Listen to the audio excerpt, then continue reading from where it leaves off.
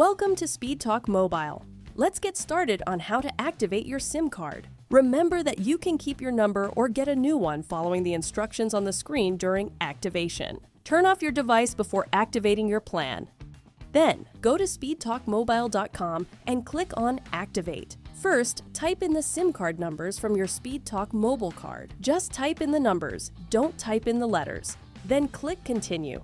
Solve a simple math problem to prove you're not a robot. And next, we need to activate the plan.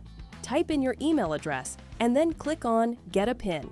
Go to your email and look for a verification from SpeedTalk Mobile and look for the personal identification number. You can copy and paste or type in the number and then click Continue. Next, choose to keep your current phone number and have it ported from your current carrier. Or you can get a new number. Fill in your contact information and a contact phone number. Then your billing information. Read over the terms and conditions and hit Submit. Congratulations! Your card is activated and you have a new number. You can find this number in your email.